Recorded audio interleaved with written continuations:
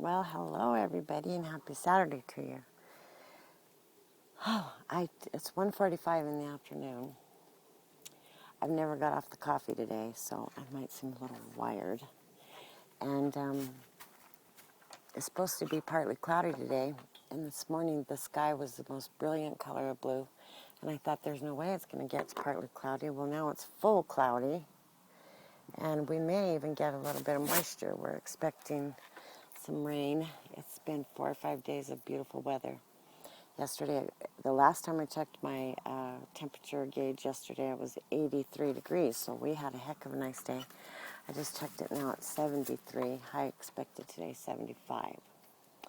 Low, 39. It gets very cold. See, we're in the desert, so it gets a very drastic, large change from cold to hot in the spring and summer. Hi, little kitty.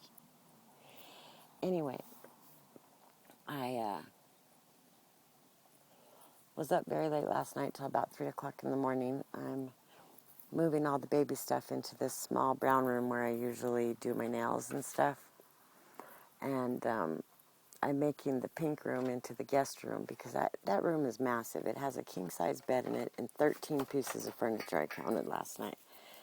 And it's gotten so crowded up with all my clothes and all the baby stuff and Olivia's toys and a lot of my husband's memorabilia from childhood, an old dresser full of stuff. And so I thought, no, I need to get on that room and get some of that stuff out of there. There's antique dining room chairs in there and a trunk. Oh, I forgot the trunk. It's 14 pieces of furniture. And then that red chair that I got from my dear friend Armand's estate, which came from the Frick that I was so proud of that I showed you guys last year. From the Frick Museum, a beautiful piece of furniture.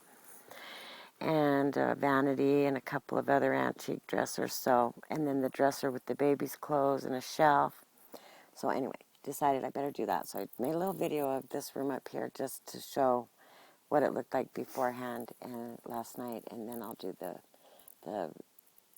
both of those cats are pregnant. Both of those wild kitties that come from kitty, kitty, kitty. There's the mommy kitty of the sweet gray kitties. I need to get that cat spayed. That's my next project, is to get her spayed after this litter of kittens. She's such a little sweet little mama, though. She loves to have little kittens, but I think this will be her third litter out in the wild here, so I have got to get her spayed. You know, they're not my cats, so I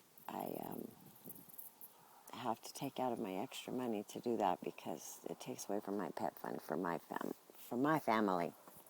And I don't have a pet fund right now because Taco wiped it out with his $1,000 vet bill. What a kick in the teeth to spend $1,000 at the vet and still not bring your dog home. It's like, oh, really? Wow. You know? Anyway, I can never feel guilty for not trying, that's for sure. Oh, I wanted to tell you all about a series I've been watching on Netflix. If you like reality shows, and not even if you didn't really get into Toni Braxton or you're not into the music, this show is such a hoot.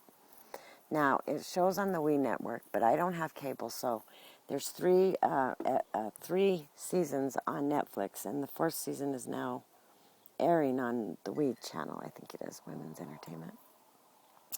And it's called BRaxton Family Values. 5 Braxton sisters, and it's also about their mother, Miss Evelyn, who is a true Southern belle, honey, let me tell you. Don't even think that she's not, because she is. And their father, and they were married for something like 32 years and got divorced. Then there's 5 sisters, there's Toni, Tawanda, Trina, Tamar, and Tracy.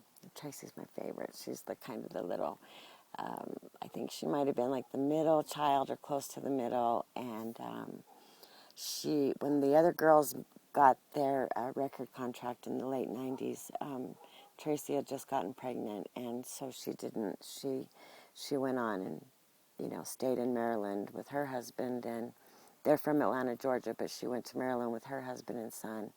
and the other girls went on to have a music career. And a lot about Tracy is about, and she's a little bit overweight, and not like an entertainer. The others are all entertainers. She's not. And she's trying to get back into the music business, and has harbored these feelings of having been left behind, for like 15 years, and it has been difficult for her. Toni, of course, Toni Braxton, um, you know, celebrity, a little bit of a diva, the oldest sister, 10 years apart from the baby, and a little bit of a mother hen. And there's Tawanda, and she's funny, and she's like all business. I mean, Tawanda's like all business, and she's living separated with her husband, Andre. And then Trina is a little bit of a lush, loves her wine, and she's living separated with her husband Gabe, who is actually Hispanic and has helped her raise a couple of kids. And then Tamar is the youngest and the craziest and so freaking funny, and a brat, and she's got a little bit of a, a little bit more attitude than the others, and she is married to Vincent Herbert, the billionaire music mogul. Actually, they just actually now are pregnant and getting ready to have their first baby. And anyway, and he adores her. I mean, talk about landing the well of a husband. This one is. I mean, he's a billionaire in private jets and the whole nine, He's also, in the first part of the series, is also Toni Braxton's manager. And that's how Tamar met him, because Toni introduced her to Vince. And he's a great big old, little bit overweight, great big old teddy bear of a guy. And Tamar's just like, boom. I mean, she's just like a goddess. And they have just a really neat marriage and whatnot. So anyway, and then there's Miss Evelyn, who's just, like I said, Southern Belle, wonderful morals and attitude, and gorgeous. Oh my God, she's 60 years old and she looks like she's, I'm jealous of the sister skin. I am so jealous of you ladies. I mean, you age beautifully. Women of color have more collagen in their skin, and so they do not age like white girls do. We get all, sunshine, wrinkles, pores, the whole nine. Women of color have better skin, and I am so jealous of it. And they don't age. I mean, it's amazing. Like from 40 to 70, it's all the same. You hardly ever. Their skin is just like satin. I'm so jealous of it. I wish you girls would share your product secrets with me about how to get that kind of skin. Because I know I got some sisters that are my subscribers, so spit it out, ladies.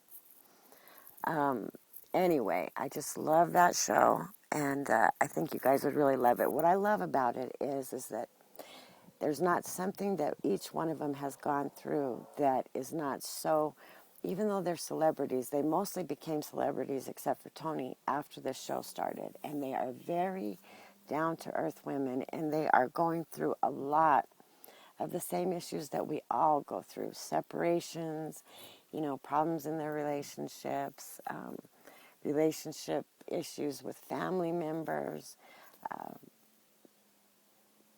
employment problems with kids.